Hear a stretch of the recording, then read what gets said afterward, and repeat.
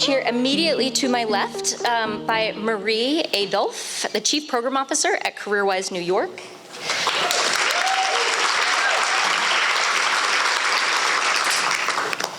In blue, right next to her, is Jade Grieve, Chief of Student Pathways at the New York City Department of Education. Also in blue is Kirsten Barnett, Executive Director of the New York Jobs CEO Council. And last, by no means least, down near my seat, is Abby Jo Siegel, who is the Executive Director of the New York City Mayor's Office of Talent and Workforce Development.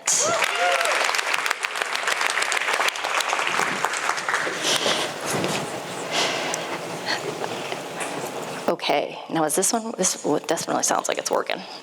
All right, well first, hey, thanks so much for being here with us today and sharing your story. I mentioned New York City is a big village, and so to help folks understand kind of who you are and what your organizations do, and also in lieu of bios, I'm gonna ask each of you to just take a second, maybe a New York minute, to provide a brief overview of your organization's role in the talent development ecosystem here in New York City. So what does your org do? How is it situated? And what's your role within it? And Abby, we'll get started with you. What a room. So first of all, welcome to New York. Thrilled to have you all here. It's an exciting few days, so thank you, Taylor. I'm the Executive Director of the Mayor's Office for New York City Talent and Workforce Development. So we say New York City Talent for short. And what do? So for folks that don't know New York, we'll get a little bit of scale here, but for example, there are almost 1 million students in New York City public schools. There's almost 500,000 in City University of New York, and I don't know how many businesses there are. I'll leave that to you, Kirsten. And we have about 70 different city agencies and mayoral offices. So our job is to really shepherd and herd and connect dots so that all of those players work together, plus our whole nonprofit and community-based organization set of communities work together so we make progress against citywide objectives for talent and workforce development. And so very much, how do we make sure that all New Yorkers are thriving in family-sustaining careers, and how do we make sure all the employers in the city have the talent they need, and that we are always addressing the too many disparities that we see in our city. All right, thank you for that. We'll just go straight down the line. So Kirsten, you can go next.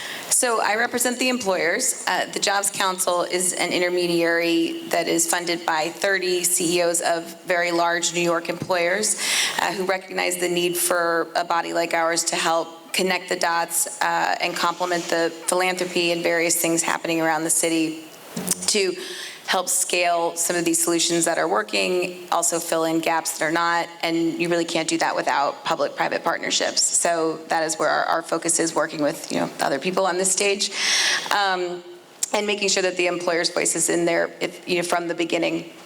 Our CEOs are CEOs of large companies, household names, Amazon, Google, JP Morgan, Microsoft, Bank of America, and have both loud voices as leaders in this space, but also as employers. They view this as a talent management imperative for their companies and an economic imperative for the city. So this does not fall in the category of philanthropy for them. It is a market-driven initiative. And to demonstrate that, they set a target to hold themselves accountable of hiring 100,000 low-income New Yorkers into their companies by 2030 into family-sustaining jobs. And over the past 2 years have hired 30,000. So 6,000 of which have come from the public university system here in New York, the CUNY schools. And so partnerships like this, one we're talking about today with the Department of Education and these pathways, are incredibly important to our CEOs and to their businesses as they think about their talent strategies and staying competitive and the city's economic health going forward. Hi all. Wait, now's it my turn? Is this working? Yes. Okay, great. Well, firstly, welcome. Hello. It is especially nice to see so many friendly faces and familiar faces in this room. I'm blown away by how many people are here and dedicated to this topic. It's enormously exciting. As you heard from the Chancellor and from Taylor, I'm Jade Grieve. I represent the New York City public school system, so our K-12 system. And as both Abby and the Chancellor said, we're a pretty big system. We have around 1 million students, about 1,800 schools. And my role as the Chief of Student Pathways is really translating some of what the Chancellor said in terms of his Bold Futures agenda. So when so the organisation, the institution actually re-established its mission under the Chancellor to be focused on ensuring that every student who graduates New York City public schools is leaving prepared and on the pathway to a rewarding career and long-term economic security. That's a pretty big and bold and audacious mission, and one that really pushes how far out we think about what our success is and the things that we do, how that ultimately sets young people up for that success. So my office and two of my colleagues are here over in the corner. If you can put your hands up, Jessica and Jessica. There must be a reason, but that's the dream team over there. So at our office, we oversee effectively the college and career programming for the city. And as we think about translating that long-term economic security mission into practice, one of the things that we have launched as a big way that we're seeking to do that is the Career Readiness and Modern Youth Apprenticeship Initiative. So we're in it with all of you too, and I'm looking forward to talking more about that. And last but by no means least, Marie. Hi, everyone. So my name is Marie Adolph, and I'm the Chief Program Officer for CareerWise New York. We are also an intermediary. There's my fan club over here, my amazing team. We are a small organization, but we do big things. So as an intermediary, some of the things that we're involved with is we work very closely with our school partners and the Jessicas back there. We help co-create curricula, career-connected curricula that's in our schools. We support fellowships for teachers so that they become familiar with teaching career-connected lessons. We work directly with students to help them prepare for the amazing apprentice opportunities that Kirsten helps get for us. We support the employers throughout the apprenticeship in mitigating issues that may arise, but also in direct support, like training supervisors who are maybe not used to working with such young colleagues in the workplace and providing that support. So we provide sort of wraparound services and sort of link up with everyone up here to make sure that we are successful in these endeavors. Great. Thank you all for that. In your introductions, you referenced a number of kind of strategic visions or strategic plans that your organizations are operating under. So we heard, Abby, that your work is sort of being a connective tissue for 70-plus agencies that are working across the city, and many of them involved in talent in different ways, shapes, and forms. Kirsten, we heard from you, the folks, the CEOs that you represent, really driving towards this goal of 100,000 low-income workers hired into companies over how many years? By 2030. But I will say that is not the end goal. That is sure. In a way. Yep. Nope. Got that. We'll give you a chance to share a little more about it in just a second. And then Jade, you mentioned the sort of bold futures vision of the chancellors and the career readiness work that you are all leading. So across those missions, there are some distinct strategies, obviously, but there's some overlapping priorities, and a lot of what you're doing really sounds like it's linked by this vision of economic opportunity. And young people are not the whole of it, but for many of you, they're a big part of it as you're looking to the future. It's one thing for me here on stage to say, oh, I can see the overlap across all of the things that you're doing, but it's another thing for you and your organizations and institutions to do that, particularly given that we have two public sector agencies, we have a nonprofit intermediary down at the end, and then we have an entity here representing the business community. So different organizations, different goals, but some similar objectives in the work that you do. Can you tell us a little bit about how you initially, as organizations, came together? And I know that there are other parts of the sort of visions that you're operating under, the strategic plans that you're operating under. But how do you, as for organizations, entities that are doing very different work in a city like this, that are traditionally pretty siloed and not necessarily working together? What did it look like initially to say, hey, we have these similar goals, we have some similar visions, we need to do some of this work together? Jade looks like she wants to get started on that. Well, I was just going to say that I think one great thing to Jade and the city's credit, and Joe's, is that one thing they started with was, is there already a program out there that's working, rather than reinventing the wheel? So that just, I think that's probably where it started, right? Yeah, so the initiative that I mentioned, the Chancellor mentioned, and part of why we're proud to be part of this club here, the Youth Apprenticeship Program existed already. It was at a much smaller scale and looked a little different to how it does today, scale and other things. But I think for us there was a big genesis, frankly, in a change in leadership in the city. So when the Chancellor and Mayor Adams came in January 2022, and were making, honestly, right from day one, the Chancellor was saying, this is my mission. I am going to be focused on how we, as a school system, ensure that every young person is getting that kind of preparation and experience and is leaving on a path to a rewarding career.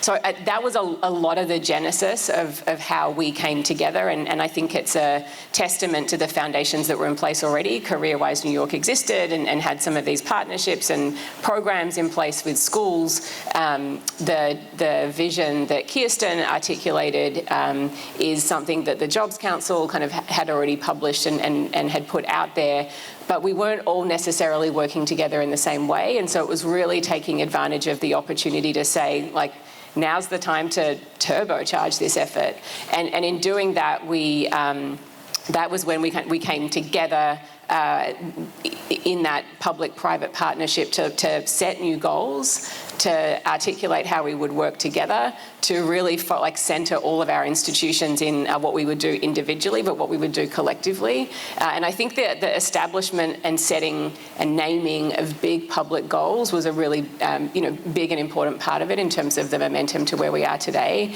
And then I'll let Abby Jo speak to it, but I think the mayor has kind of then pushed us even further in terms of the apprenticeship objectives that the city's seeking to solve. But we have a lot to build from.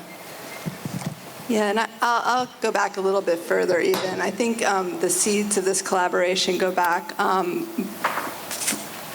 because we all were working together in different capacities, or many of us were, and sort of had this vision because we were working on the ground and really trying to address the challenges that our young people were facing, as well as recognizing that there was a gap in terms of our young people and the needs of employers and what we were going to do with that.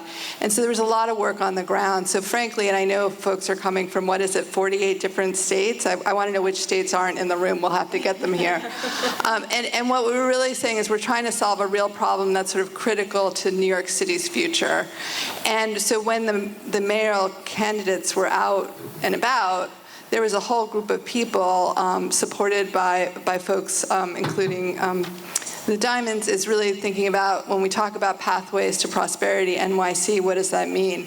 So there was regular briefings going on to the mayoral candidates, including Mayor Adams. And so I share that all with you because it's not like someone came in and said, we're going to do this. It's because it was building on the work of many other folks.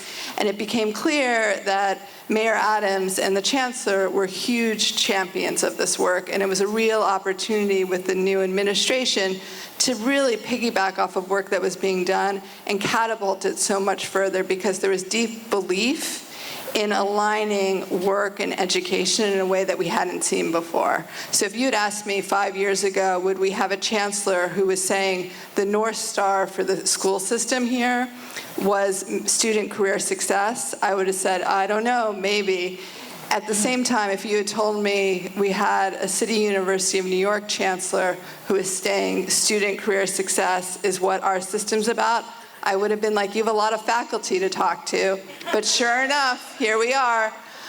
So there were a lot of seeds of success. If you had told me that we would be able to get 30 of our biggest CEOs, and not just the CEOs, but their HR leads, their hiring managers, truly committed to braiding learning and earning together and to doing it by walking the walk as well as using their influence, I'd say, Jamie Dimon's a big name, but there are a lot of people. But sure enough, because of the hard work and the examples on the ground, such as the work with CareerWise, we were able to come into this administration with a plan, a strategy, and leadership that we needed to really move.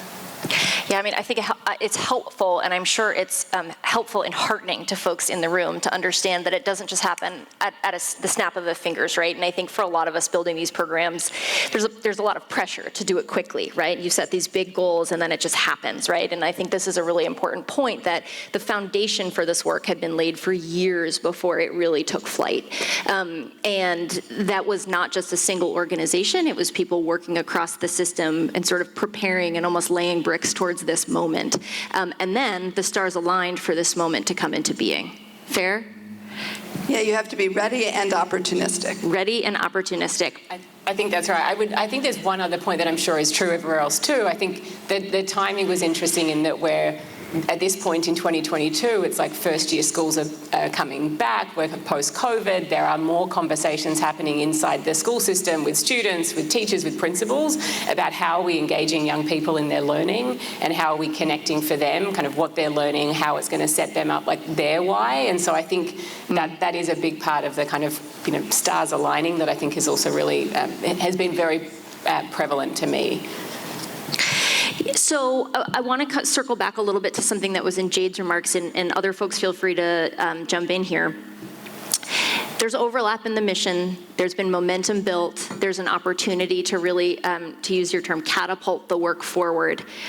But there are some things that you actually have to do that, right? It's, again, not like the stars line up and then all of a sudden you've got all of these businesses demanding youth apprentices and all of these youth apprenticeship spots suddenly available, and families and schools and all of the pieces lining up to make it happen. So before we even get to how all of that is and will happen, I'm curious if you could give some practical information to the group to help think a little bit, like you've got these aligned objectives that form the bedrock of your partnership, this vision that you are all shared, but what's the next layer that makes partnership possible? And Jade alluded to naming some big public goals. I'm curious what other things you all have done to try to get the work pointed in the same direction under the current administration. Yeah, I'll jump in here. I think I would say sort of three key things. One, to the point earlier around something you need to have, I think leadership is key, that you need to have that at the table. And unfortunately, that's not a factor that's within control in many cases, but you need that to be there. I think then the setting of the goals is really critical, largely for accountability. It holds everyone accountable, especially when you make a big deal about it and make it public and tell everyone. And so I think that holds all the parties. You're now in that together, and it changes it from being individual needs to you're a team now. And so you can't think as an I anymore, it's a we, because you're all tied to those same goals. So that helps change, I think, the mindset of just the partnership in general going forward. And then what I would say from a tactical perspective, as a first step, laying out, like the devil is very much in the details. So laying out exactly what each party is best positioned to do, is sort of okay position to do, is not but could, or is there a gap where we need another partner? I think that's all, you cannot be more detailed up front, and I think sometimes it feels like you're building the plane while you're flying it, and you're excited and there's momentum and you can figure those out later, but I do think the more you can figure out up front, almost like a business plan, the better, because it just gives everyone really clear goals and objectives to execute on once you do make those targets and moving forward. So I would say that's probably step 2 once you have that leadership buy-in and the big targets, announcements, et cetera. Marie, do you want to hop in? Yeah, I would add to that, I second all of that, and I would add trust, transparency, and open and often communication, because as you're doing work that's very complex, that sort of streams go away and then they reconnect, it's important that even though we all have a shared vision and goal of where we want to go to, we're all tasked with different lifts. And it's important to build that trust and transparency among partners so that when there are times of struggle, that you can come together and figure those out in a way that's productive and moves the work forward. Yeah, and as we heard, I think the great quote that was said earlier, that progress moves at the speed of trust, and understanding that your organizations may have different goals kind of on a day-to-day basis, but you're aligned around a certain set of shared, very public goals. You have leadership, each of your organizations, and led by you and many that believe in those goals, that are pursuing a set of shared goals, not your only goals, but I think makes a lot of sense here for how you move forward from this kind of kernel of an idea of collaboration and partnership to reality. There are a lot of different program models, though, that you could have picked. If economic opportunity is sort of the baseline of the shared vision, there are a lot of different models you could have picked. And I understand certainly that you're building on success that existed here before, as Kirsten said, and others have added onto. But I'm curious, I'd love to hear from you all a little bit about why youth apprenticeship in particular. It's a hard model, right? If you wanted to set a goal for 50,000 kids in job shadowing, you might have gotten there faster, right? But you didn't, right? You set a very ambitious goal of 3,000 youth apprenticeship and career opportunities for folks. And I'm curious, like, now that you're in it, and now that you've had to kind of like talk about it for a while and sell it and make it work, why did you land on youth apprenticeship as the sort of unit around which you are collaborating as organizations and this public-private partnership is really formed? And anyone can start on this one. Why is everyone looking at me? Marie, do you want to get us started? Yeah, I can certainly talk about the way that we view youth apprenticeship. And in a lot of ways, there's been a lot of conversations about systems and the need to change systems in order to get to where we are. And you kind of build a system with youth apprenticeships. It's a little microcosm of some of the things that we face in the broader context and what we have to do, in especially the career connecting of schools and what happens in the workplace, and changing the mindset that learning happens both places and there's not this separation. So there are issues of equity that are involved in sort of the targeting of who we are targeting in terms of youth apprenticeships. But you do, at least on our part, end up building a model that needs to take so many things into consideration for this to work. It's student involvement, it's school involvement, it's parental involvement. We also need to provide students, along with the schools, with the social supports for them to be able to engage in this sort of work, and then all the things that happen with the employers. So it's a bit of a microcosm of the things that we are trying to change when we talk about systems building, because at the heart of it for CareerWise as an intermediary, we know that we don't get to the place where we build this sort of permeable way of going from school to work in a really big way without doing all of this systems work. So that I think youth apprenticeship, rather than a job shadowing or even an internship that's more short-term, because of the commitment and the time involved, helps us model that a little bit. I would add, well, all the things Marie said, but maybe kind of not to be cliche about it, but three things: belief, impact, and a framework for change. So I, like many of you, went to Switzerland and saw the examples of that, of what that looks like, and spoke to 16-year-olds and heard about their experience and understood the different levels of preparation, agency, clarity about their future, and just that actually all doors were open to them, not some. And so from that point, like many of you, I'm sure, can't accept that there's no reason why young people here shouldn't be having those opportunities. Two, I think the job shadow is maybe a good example, and now is going to get like unfairly. It's a very valuable opportunity. Job shadows. It's just, but the kind of impact we're looking for is, I don't think we're having serious conversations with employers and with our post-secondary partners and with students and families if that's where we're setting our ambitions. Youth apprenticeship is a model that truly is a genuine ticket into a strong college and career pathway for young people, and it should be part of the system at a more meaningful scale than where it is today.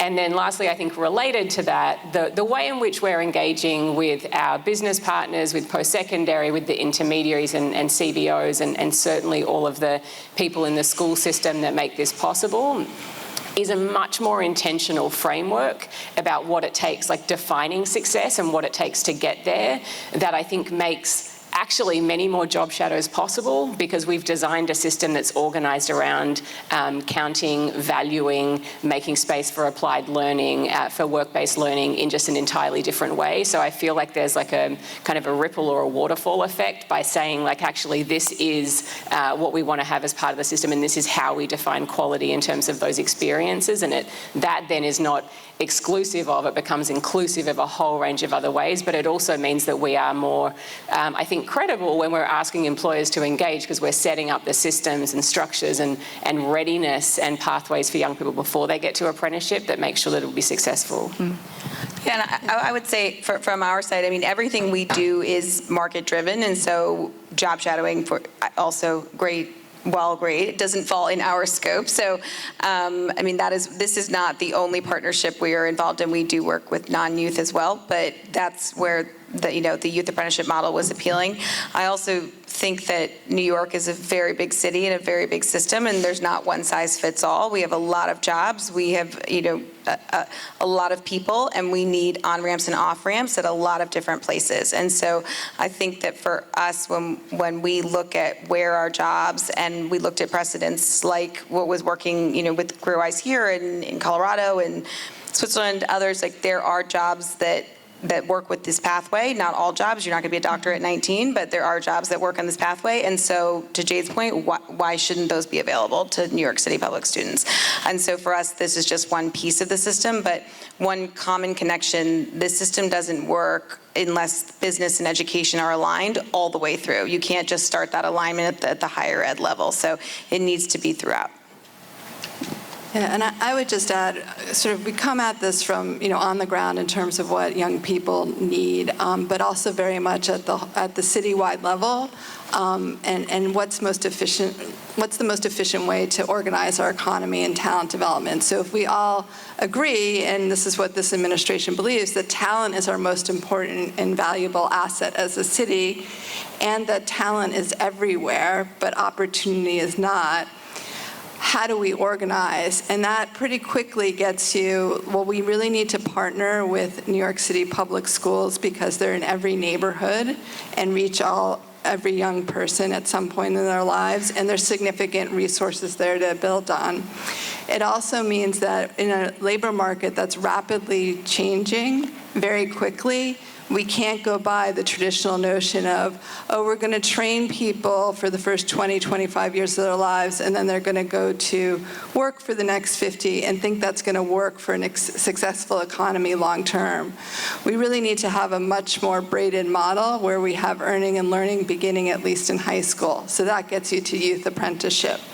Additionally, we need to do that when it's not just talking about traditional apprenticeship, but really looking at what are the occupations that are powering the city, and what are the entry points to those occupations, and really making sure we're building youth apprenticeship and apprenticeship pathways into those occupations.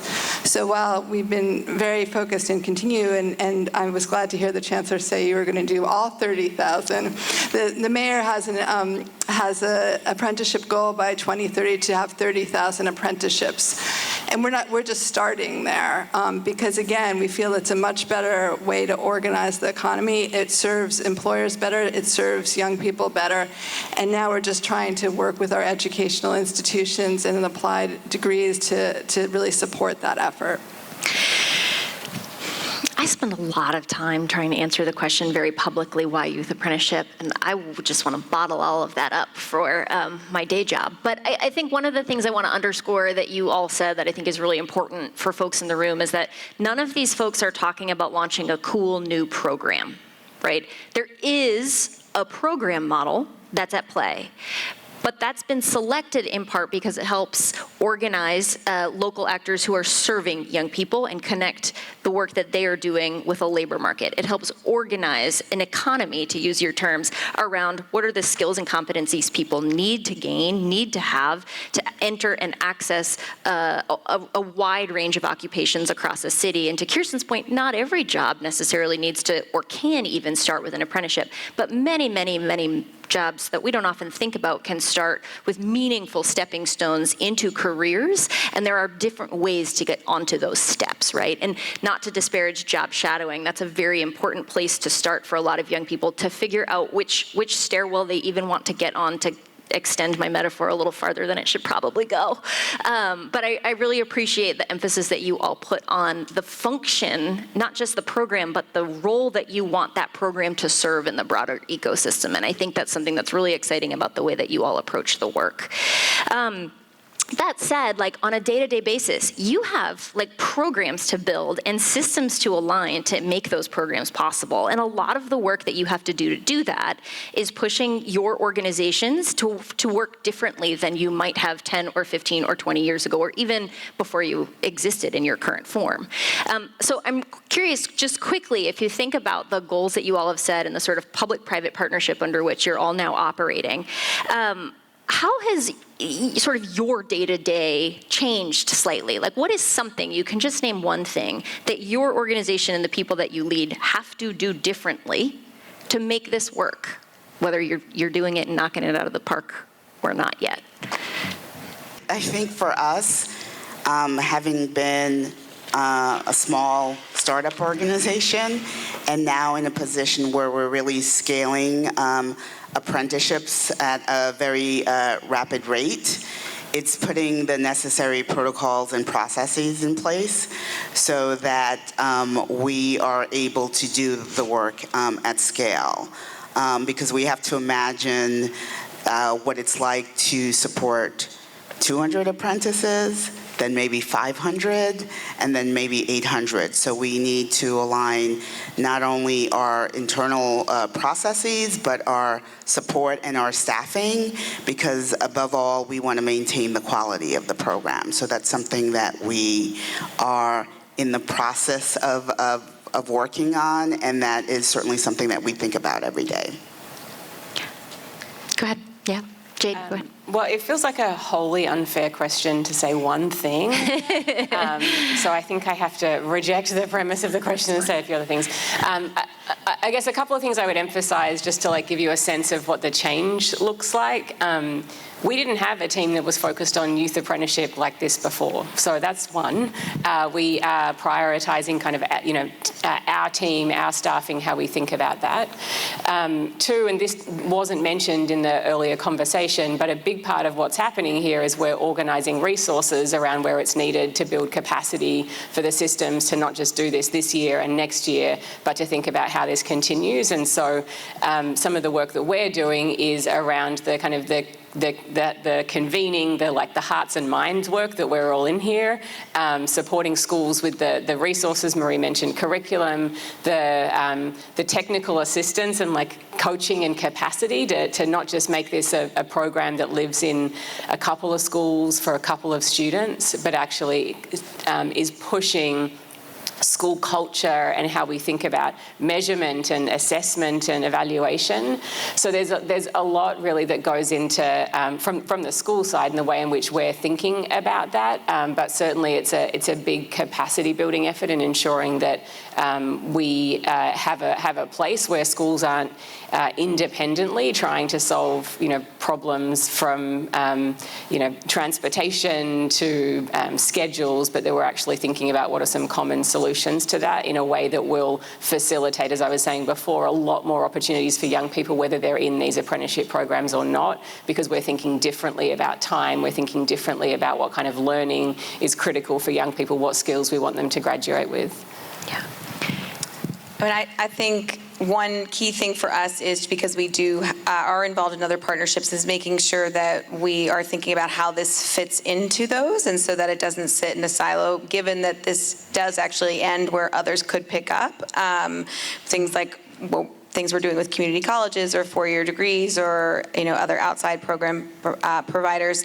And so thinking about how this can all fit together so that we don't fall into the trap of, as we're trying to build a system, into building silos, is something that our team is actively working on.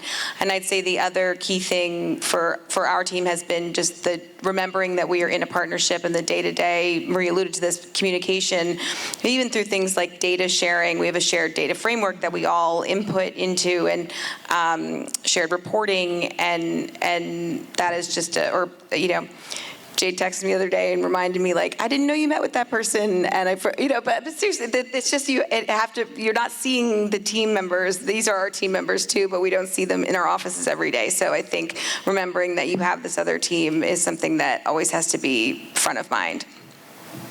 Abby, anything to add to that? Don't feel like you have to, but. Well, I think one of the things that we've been looking at this really differently is making sure talent and talent development's at the center of the city's economic development strategies, and it's not sort of separate and apart. And so one of the things, and it's many too, but I'll just focus on one, is really looking at the city's purchasing and hiring power to really do job demand generation for this. So that's something that's sort of squarely what we're doing. So just to give folks context, about 300,000 people work for New York City. So if we can have apprenticeships coming from youth apprenticeship into those opportunities, we'll hit the 3,000 yesterday. But obviously we have civil service and a whole bunch of stuff to think about and current credentials. So we have to work that through, but there's a real opportunity.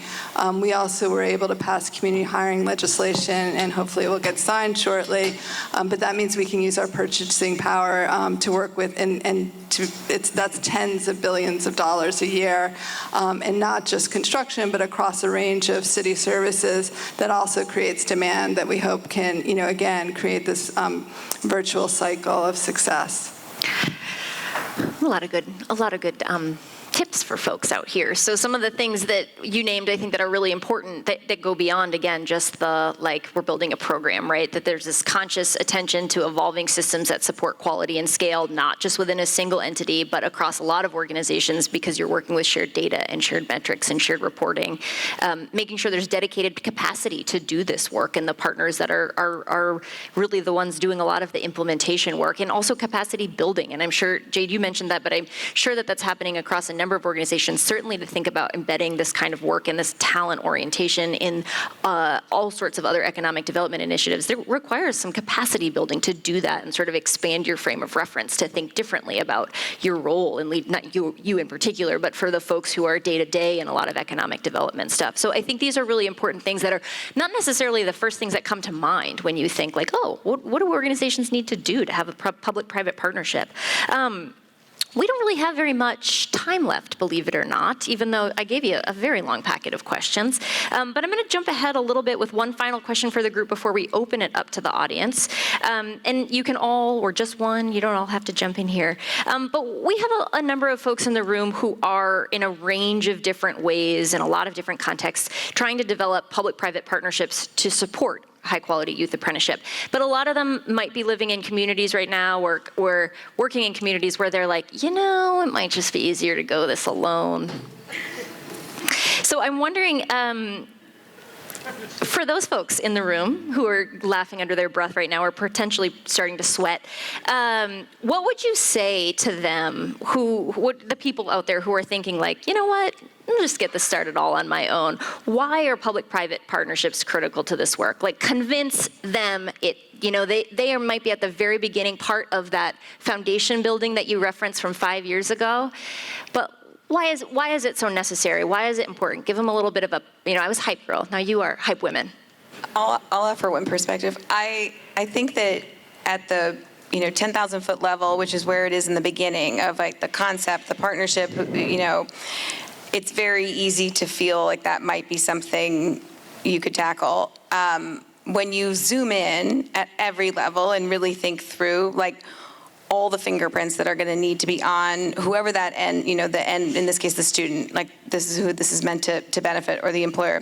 Just take the student. It's counselors, it's teachers, it's the counselors at CareerWise, it's parents. Like, who are all the people that are critical to that success? It's logistics. It's how are they getting to the employer, leaving school, how many people are in the classroom. I mean, it's such micro things. Then even on the employer side, it's supervisors, it's capacity, all of that. And then as you start to zoom back out, you run into all these layers of people that are actually really critical to the success of the program that aren't even touching those that are the most impacted. And it's the people that are of influence in the companies. It's the program managers that are feeling burnout because they're managing 7 different talent programs and might cut this one. It's the HR managers, and the principals, anyway, I just think that when you really start to think about how many different stakeholders and how many different tasks and influencers you need along the way to make something like this happen. One, you're like, might not want to do it, actually. You're like, never mind. You're supposed to be talking them out of you that. Definitely will realize that you don't want to do that alone. I would just add, I don't think you can do youth apprenticeship, but for public-private partnership. So it's by definition, that's what it is, and certainly if you want to get to a scale. I also think it's critical in kind of keeping that focus and coherence on what the longer term goal is. I think if you have multiple partners that are aligned to where you're heading, it reduces the risk that suddenly they're new thing over here or we're focused over here. So I think for long-term scale and sustainability, I think that's critical, and certainly who benefits and who it takes to do this work. I'm not aware of any place where all of those people work and live under the same roof. Marie, take us home. I'll just echo Judy. It takes a village. All right. Well, I have a million questions that I will ask if the audience doesn't have one for you all, but I have a feeling there are a number of folks out there who have questions for you. So, folks, there are a couple of people running around with mics, one here, one here. Who wants to ask a question of our esteemed panel? We've got 2 right here in the middle. And would you do us a favor and just introduce yourself and where you're coming from before you pose your question? Sure. Thank you. Amy Kaufman, the CEO Leadership Alliance of Orange County. Good to see you again. Very interested in your shared data network that everyone's reporting to. So that would be for you. Yeah, well, I mean, it's for all of us, All of really. you. Or maybe not Abby Jo, I don't think, but Not yet. Yeah, not yet. But for the 3 of us here, that is we have a wonderful chief data strategist on our team, and as does both of their teams have essentially counterparts, and the 3 of them are, I don't think you can have shared accountability without shared data and really clear metrics at every level. Back to the zooming in, zooming out, you need it, at a macro level, and you need it for all the different, partnerships and linkages along the way. And so that's just, I think, having it in a way that real time you can all be, or as close to it as you can, be updated, and it's not, in a 6-month lag. The data is really critical to identifying pain points that you then need to build solutions around, and also to then measure progress. And so I think it's hard to know what you might need to change if you can't see the data. Yeah. And for folks who are trying to picture this, can you name a couple of the things that are in this dashboard or in this data portal framework thing that you all are referencing? What are those things you're collecting and sharing? Yeah, so things, this is probably a easy to understand example. There's a portal that students apply to jobs through. And so it might show, well, we had this many students apply, but then this many students weren't eligible. And you say, well, why? You wouldn't know to ask why if you didn't see that. And it's, some of them were the wrong year. So then okay, well, we probably need to tell advisors to make sure they're telling freshmen they're not eligible for this program. It's probably a simple example, but there could have been a bunch of reasons why. It could have been other reasons, and then you might be solving for a different problem. But you don't really know how to diagnose the problem until you have the data. I don't know, Jade, you might have better examples. Well, maybe just for some under the hood, which may be less appealing than it sounds, we get together every quarter. We are looking at, there's a version of it that is probably, you can imagine that looks somewhat like an Excel spreadsheet. We're tracking the kinds of inputs, if you like teachers trained, students in the system, as Kirsten said, employers in that pipeline, like where they are in that stage against the goals that we've set for each year. And so that's a way, and to people in this partnership's credit, like we're all in that conversation. We're all kind of diving into that data, especially in these critical first years. And then, I think there's still, one of the challenges is like we are all very different institutions with very different requirements. And so we do, on our back end are using different systems, but I think right from the start been organised to have a place where we can see all of that together. And I think that's still a work in progress, but it's been really meaningful for understanding progress and for being on the same page and for figuring out how to problem solve together. So for us at CareerWise, we strive to be very data-driven, and we lead the recruiting cycle. So the data informs, as all of our partners have said, how do you find where the issues are? We might have a plan of how we're going to go out and recruit, and we may see different things happening in what we call our hub.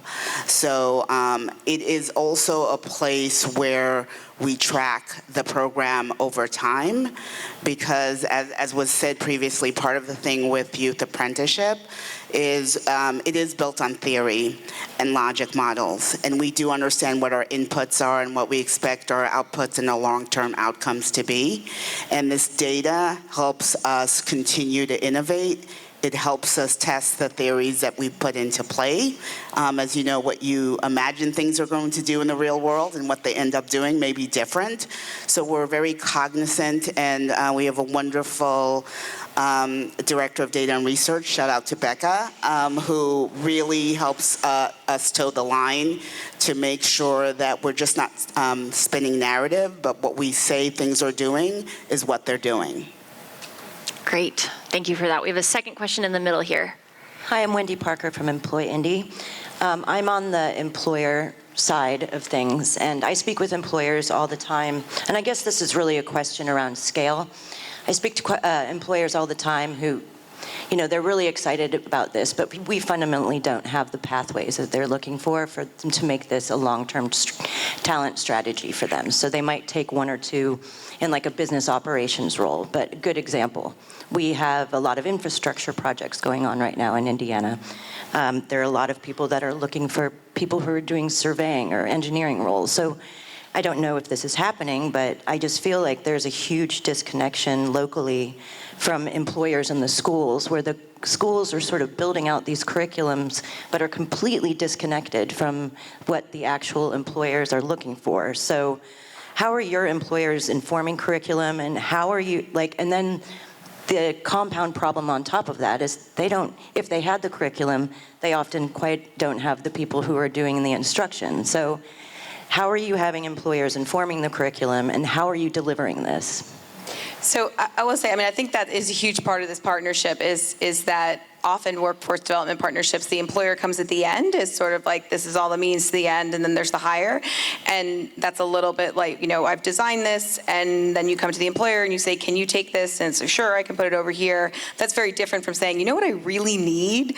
And then building a bridge to get there. That's where you get scale, is the second version. And so that's why, starting with a more market-driven approach of like, what are the jobs, what do employers need, and then building pathways to fill those, as opposed to building pathways and then sort of shopping them around to employers, I think is an important distinction in the approach, and that's why you do need employers at the table from the beginning.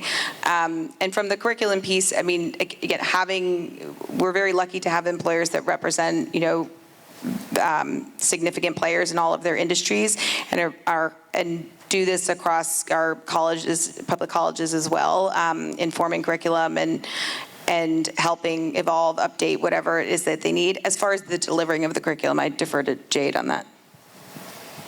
I'll just add just a couple of things quickly. One of the things that we have set out to do and have kind of reformulated at the school system is how we're approaching employers in partnership with Kirsten's organisation.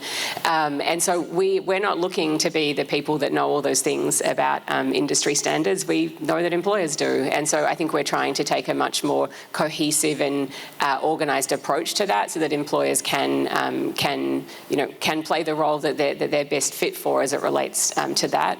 I think, one thing I think it's been relevant in our recent conversations is certainly the place you get started doesn't necessarily have to be where you end either. And so I think one thing, and I think Judy mentioned this, is one thing that we're doing in addition to the pathways that we have today through Youth Apprenticeship is really thinking about where are those significant areas of shortfall across the city and the state.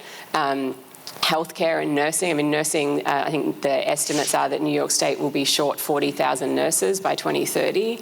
So, there are scale opportunities in that way too, just to start thinking. And so that's really having to think about individual business opportunities, and then kind of industries and larger gaps in the labour market as a whole. And then, I think we're very much like other places where it can be hard in some places to find the right teachers kind of with the right certifications on that, and that's something that we spend a lot of time on. And I think there's some really kind of exciting and innovative models out there that we're leaning into. I don't know, many people will know, we have what's called the Brooklyn STEAM Centre here. That's an 11th and 12th grade model that allows students, it's a shared instruction model, allows students to go from many schools to one place where they're receiving that industry-aligned training and credentialing and experience, and that helps to solve some of the challenge of kind of, every school needing every industry professional to do the teaching. And we're also thinking differently with our employer partners about how to keep innovating on that over time too. I think we have time for just one more question, and there was someone in the back ready to go. Thank you for that. Sorry to... Go ahead. Hi, I'm Lindsay Tyson. I'm with the Urban Institute. So this is going back to an earlier comment about a lot of the ownership of putting on the numbers for these programs oftentimes falls to the schools. I think we're seeing a lot of legislation coming out with a commitment that really falls to the schools. This percentage of their students will join Youth Apprenticeship. And it comes from the idea that we know there's a need in the workforce market. We know there's a need in the labor market. But then when it comes to putting it into place, the employers have a different idea of what type of workforce they want to fill versus the schools have a different idea of where they want to set their students up to be. And how do we both influence our policymakers to make sure there is an employer commitment, and also what really shifted to make the employer commitment real in this space? Because I think that is something that's desperately needed. I can say we definitely feel the pressure of the employer commitment as well, so in this partnership. But I mean, standing up on stage with a bunch of CEOs and the mayor, I think that's probably where it shifted. For me, I want to still have a job, so yeah. But I think you made a point earlier that's worth underscoring, though, Kirsten, to give even more credit to the work that you're doing, that the leadership and the commitment at the highest levels from the organizations that you represent are really what I think creates almost cover for folks who are doing the hiring, who are doing the kind of strategic talent management to some extent too. And how do you, I guess maybe part of the question is in the absence of that commitment. Well, I think it's cover, but it also creates accountability, because again, it creates attention, which then you have the accountability. It's a little bit like going on a diet. If you tell everyone you're going on a diet, then you're probably not going to go reach for the chocolate in front of it, Whereas versus if you just told yourself, I don't know, at least for me. So I think that is. That's a big. I think making it a big. It should be a big deal, but I do think that I'm a big believer that helps hold people accountable, regardless of whether you have the big CEOs or not. I think that can be adjusted to market, but I think the point again of having, I think if you make the announcement or make the partnership without an employer engaged and later bring them in, that's where you have the disconnect both on the jobs, to your point, and business and education alignment, but also the feeling of responsibility. Abby, I can tell you want to get in on this. Because I think it's the announcement, it's the high level, but I also think it's really the hiring managers and having the momentum build. So I'll just share a story. One of the exciting things about what's happening in New York right now is the city stepped up to hire a number of youth apprentices, and I was looking across the many agencies that were hiring, and I took a pause because one of them was in the over 20 youth apprentices, and it wasn't the department. Nope, New York City Public Schools has the highest number. But the next one, I was sort of surprised. It was the Department of Health and Mental Health, and I was like, huh. Why do they have so many youth apprentices? So I started talking to some of the supervisors. Well, it turns out they had a youth apprenticeship program under a different name that was sort of homegrown there. And they had a great experience. They had, 3 that got full-time jobs, and it started like 5 or so young people. And so when they saw this, they're like, oh, we have, we need a pipeline. We are going to do it. And they did it far exceeding any expectation. So I highlight that because, yes, we need the leadership, we need the big announcements, but what we really need to do is build on the work that's being done and have these quality experiences so that the hiring managers and the young people are talking to each other and the faculty and the teachers and saying, this is what we should be doing, and that's how it's going to get sustained and grow significantly. And celebrate those successes. Yeah, and celebrate them, for sure. Marie, I don't know if you were trying to get in there, but I'd love to give you a chance to bring us home as the person who is leading a team of folks who are often out there trying to put these pieces together. Yeah, what I wanted to bring to the forefront is the fact that our motto for our apprenticeships is that they are student-centered but business-led. And so it's important to have space for both the apprentices and the employers, because we need to satisfy both for this equation to grow and for it to begin to scale. If we can't, it doesn't scale. So our wonderful team in New York City and our affiliates all over, we work day to day to try to figure out how to strike that balance, because both partners need to be satisfied. And we have these amazing partners on stage with us as well. And so we're always in conversation. It is not an easy thing to do, but if the employers are not at the table and helping to co-create some of the things that we are doing, it will not work. So it is important, while the students are at the center, that the employers are also at the table helping us develop this.